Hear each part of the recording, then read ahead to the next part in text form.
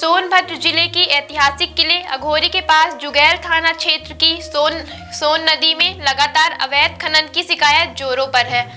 सीमा से बाहर जाकर तथा नदी के बीच धारा में किए जा रहे खनन को लेकर चलाई गई खबर का बड़ा असर सामने आया है। बीते कुछ दिनों में एनजीटी एवं फॉरेस्ट व खनन विभाग की संयुक्त टीम ने अघोरी स्थित ई टेंडरिंग की न्यू इंडिया मिनरल साइट पर पहुंचकर जांच शुरू कर दी है। बताते चले कि सीमा से बाहर जाकर कितना खनन किया गया और राजस्व को कितनी क्षति पहुंचाई गई है, इसके लिए नापी की प्रक्रिया चल रही है। उधर खनन विभाग की उस कार्रवाई से दूसरे साइटों पर हड़कंप मचा रहा है। नदी के बीच में जाकर हो रहे अवैध खनन की भी स्थिति देखी गई। आसपास की काश्तकारी परमिट वाली खदानों का भी हाल जाना गया। गैरतलब है कि सोन नदी में घड़ियाल सेंचुरी क्षेत्र व वन सेंचुरी क्षेत्र विस्तृत पैमाने पर है, जहां अवैध बालू खनन की शिकायत पूर्व में की गई थी, जिस पर एनजीटी ने सोन नदी में खनन करने पर रोक लगा दी थी। बता दें कि सोन नदी एमपी, यूपी और बिहार के तटीय क्षेत्रों से होकर गुजरती है। इस बार फिर एनजीटी का सोनभद्र में अवैध खनन के खिलाफ शिकंजा कसा गया। सोन नदी में घड़ियाल सेंचुरी क्षेत्र में अवैध खनन की शिकायत कोई नहीं है। पूर्व में भी मानकों के अनुसार खनन न करने पर कार्रवाई हुई है, जिसको लेकर एनजीटी ने मध्य प्रदेश, यूपी और बिहार सरकारों की संयुक्त टीम बनाकर जलीय जीव जंतुओं के संरक्षण सुनिश्चित करने के निर्देश भी दिए हुए हैं। बालू माफियाओं द्वारा पूर्व में किए गए आदेशों और निर्देशों के नियम और शर्तों को ताक पर रखकर बड़ी बड़ी मशीनों व नावों को नदी में उतारकर नदियों का दोहन कराया जा रहा है। यहाँ तक कि नदियों के स्वरूप के साथ खिलवाड़ किया जा रहा है और नदी की बहती अविरल धारा को रोककर खनन कराया जा रहा है, जिस पर जिला प्रशासन भी इस ओर से आंखें मूंद रहा है। बड़ा सवाल तो यह है कि खनन पट्टों की जारी करने से पहले जिला प्रशासन उनकी वैधनिकता की पूरी जांच करता है। यहाँ तक कि पर्यावरण की एनओसी भी राज्य स्तरीय संस्था देती है। ऐसे में पर्यावरण को लेकर इतनी बड़ी चूक होना किसी भी समझ से परे है। वहीं पूर्व में राष्ट्रीय हरित अधिकरण एनजीटी ने उत्तर प्रदेश के सोनभद्र जिले से सोन नदी के पास खनन गतिविधियों में लगी 2 निजी कंपनियों पर करोड़ों रुपयों का जुर्माना लगाया था। बताते चले कि नदी से बालू का अत्यधिक निष्कर्षण प्राकृतिक संतुलन के लिए एक बड़ा खतरा है। इससे जलीय पौधे और सूक्ष्म जीवों के साथ साथ नदी तंत्र की खाद्य श्रृंखला प्रभावित होती है।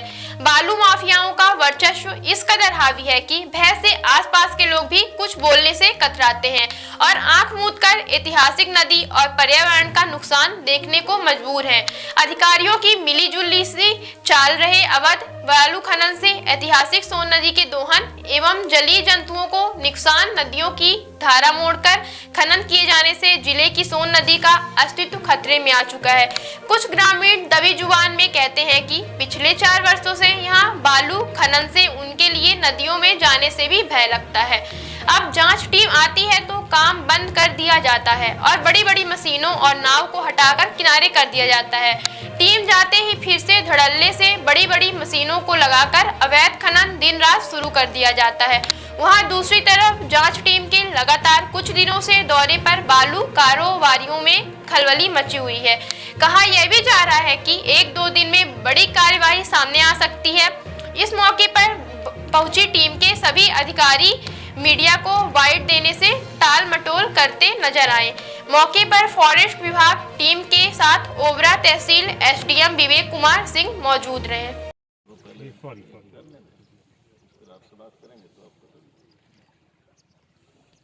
प्रॉपर आदेश निर्गत हुआ है एनजीटी के आदेश से करने वो आदेश हाँ वो फाइल में के लोग साथ नहीं रहे।